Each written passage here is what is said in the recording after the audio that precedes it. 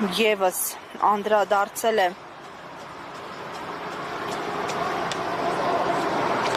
առավոտվա իրարանցման դրվագներին, ինչպես Ռուբեն Մելիքյանին, այնպես էլ Արսեն Բաբայանին երկար ժամանակ թույլ չեն տվել ուղղակի մտնել Սամսոնյանի եւ Սաղաթելյանի բնակարաններ, տուն եւ առանց նրանց մասնակցությամբ է մեկնարկել խուզարկությունը, իդեպ Արսեն Բաբայանը եւս հաղորդել էր այդ մասին, պարոն Մելիքյան, խնդրեմ կարճ զրուցենք, այո, որով ես դրա համար եմ եկել, առավոտյան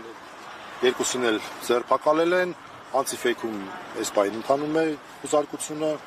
ըստ էության այնպիսի խուզարկություն է, որ անցիֆեյքի ողջ տեխնիկան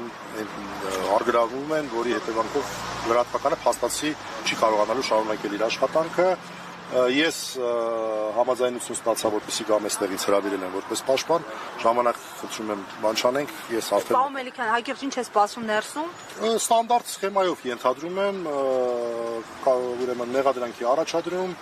ուրեմն հացաքննություն, հետո կսպասենք, տեսնենք որ դա տարածվում է։ Մեղադրանքի մասին էլ, որովհետև պաշտոնական մեկնաբանություն կա, ինչ որ հաղորդման հետևանքով սպառնալիք եւ այլն վիրավորանք։ Սպառնալիք բառը չեմ տեսել, բայց վիրավորանքի հետ կապված խուլիգանության երկրորդ մասը ես տեսա բանով։ Հիմա մենք մեղադրանքը կառաջադրենք տեսնենք, բայց խուզարկության որոշումների հիման վրա կարող եմ ասել խուլիգանության երկրորդ մասն է եւ խոսքը վերաբերում է նախագահի ոդքասթի հաջորդող օրվա ոդքասթին։ Երբ որ Ալեն Սիմոնյանը վատ վիրավորանք էր հասցրել տղաներին եւ դրանք որոշակի մեկը մեղ, մեկը խիստ, մի խոսքով տարբեր ձևով արձագանքում։ Արդեն հայտնի է ձևակերպումների մասին։ Հիմա որոշ բաներ ոչ նորմատիվային են, որոշ բաներ նորմատիվային են, լավ չեմ հիշում, ես խորհուրդ կտայի ուղղակի նայեք այդ հաղորդումը